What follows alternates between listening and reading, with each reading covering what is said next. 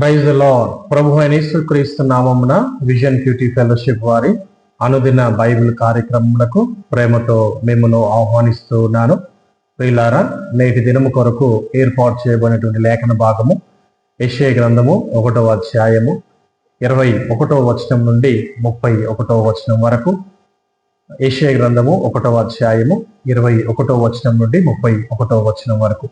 ఈ యొక్క లేఖన భాగంలో నుండి మనము 21 నుండి 24 వరకు ఉన్న లేఖన భాగాన్ని చదువుకుందాము.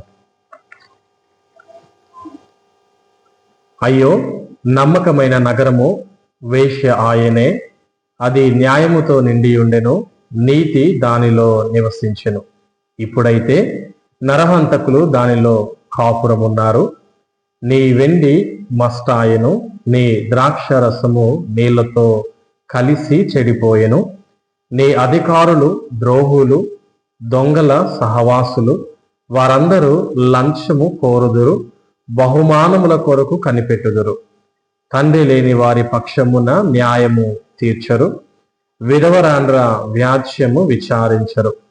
కావున ప్రభువును, ఇశ్రాయేలు యొక్క బలిష్ఠుడును, సైన్యములకు అధిపతియు నగు యెహోవా ఇలాగు అనుకొనుచున్నాడు. ఆహా, నా శత్రువులను గూర్చి నేనికను ఆయాసపడను, నా విరోధుల మీద నేను పగ తీర్చుకొందును. ఆమేన్. ప్రియులారా, నేటి లేఖన భాగాన్ని అనుసరించి మనము ధ్యానము చేయుచున్నటువంటి అంశం పేరు దేవుని కోరిక. దేవుని కోరిక, గాడ్స్ డిజైర్. God's Dzire.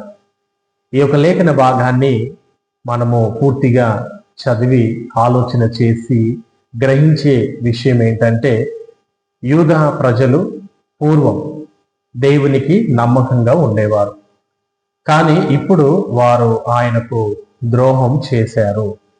న్యాయమును మరియు నీతిని మరచిపోయారు, మరియు అవినీతితో లేదా అన్యాయముతో నిండిపోయారు. వారి నాయకులు కూడా డబ్బు సంపాదనపై ఆశతో గ్రుడ్డివారై లంచాలు తీసుకుంటూ బలహీనను ఆదరించడం నిర్లక్ష్యం చేశారు. దీనివల్ల ఆ యూదా దేశము అవినీతిమయముగా మారింది. దేవుడు వారిని తన శత్రువులుగా భావించి వారిపై తన కోపాన్ని కుమ్మరించాడు. కానీ ఆయన కోపం యొక్క ఉద్దేశం యూదాను నాశనం చేయటం కాదు, కానీ మరలా ఒక న్యాయమైన మరియు నమ్మకమైన నగరంగా పునరుద్ధరించడమే. దేవుడు యూదాను పవిత్రం చేసి యథార్థవంతులైన నాయకులను నియమిస్తాడు. న్యాయాన్ని అనుసరించేవారు రక్షించబడతారు. దానిని తిరస్కరించేవారు నాశనం అవుతారు, మరియు విగ్రహాలను ఆరాధించేవారు కూడా తీర్పుకు గురవుతారని ఈ లేఖన భాగంలో వివరించడం జరుగుతుంది. ఈ యొక్క లేఖన భాగాన్ని అనుసరించి దేవుడు ఎవరు అని ఆలోచన చేస్తే, ముఖ్యంగా 25వ వచనం నుండి 27వ వచనం వరకు ఉన్న ఆ వచనాలను ఆలోచన చేస్తే, దేవుని ప్రజలు అపవిత్రులైనప్పటికీ ఆయన వారిని విడిచిపెట్టడు అనే విషయము మనకు అర్థమవుతూ ఉన్నది. బదులుగా వారు తిరిగి నీతి మరియు నమ్మకత్వంలోకి పునరుద్ధరించబడటానికి ఆయన వారిని క్రమశిక్షణలో ఉంచుతాడని కూడా అర్థమవుతూ ఉన్నది. మరియు క్షారజలంతో అనగా సబ్బుతో కడిగినట్లుగా కడిగి శుద్ధి చేస్తాడని వాక్యంలో మనము అర్థం చేసుకోవచ్చు. సంఘాన్ని పవిత్రంగా మరియు యథార్థంగా మార్చడం కోసం ఆయన దాని యొక్క శ్రేయస్సును మరియు సంపదను కూడా తొలగించవచ్చు అని దేవుని గురించి ఈ లేఖన భాగంలో మనం నేర్చుకుంటూ ఉన్నాం. అలాగే దేవుడు మనకు నేర్పించే పాఠము ఏమిటి అని మనం గనక ఆలోచన చేస్తే, ముఖ్యంగా 21వ వచనం నుండి 23వ వచనం వరకు ఉన్న లేఖన భాగాన్ని అనుసరించి గమనిస్తే, పూర్వం సియోను నమ్మకమైన నగరం అని పిలువబడేది, కానీ అది ఇప్పుడు వ్యభిచారిణిగా మారింది. ఒక సమాజంలోని నాయకులు అవినీతి పరులైనప్పుడు మిగిలిన సమాజం కూడా అదే బాటలో పయనిస్తుంది.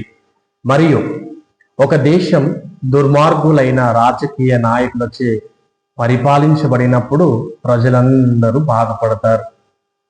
మనం ఈరోజు మన యొక్క సమాజం మరియు సంఘాలు మరల నమ్మకమైన సమాజాలుగా పునరుద్ధరించబడటానికి, అనగా మన దేశం వినయవంతులైన, నీతిమంతులైన, యథార్థవంతులైన పాలకుల చేత మరియు మన సంఘం నమ్మకమైన నాయకుల చేత నడిపించబడాలని మనము ప్రార్థన పూర్వకంగా వేడుకుందాం. తలలు వంచినట్లయితే ప్రార్థన చేసుకుందాం. ప్రార్థన. పరిశుద్ధుడా, మహోన్నతుడా, సర్వశక్తిమంతుడా, కృపగల తండ్రి, ప్రేమగల మా దేవ, మీకు వందనాలు.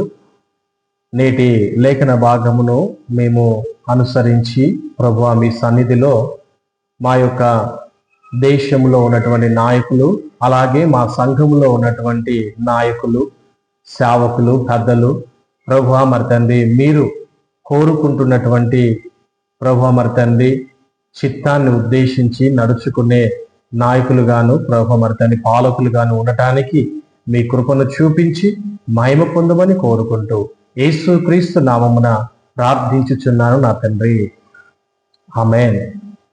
ప్రియులారా, నేటి బైబిల్ ధ్యానంలో పాల్పొందిన మీ అందరికీ మరొకసారి వందనాలు తెలియజేస్తూ ఉన్నాను. దేవుడు మిమ్మల్ని దీవించును గాక.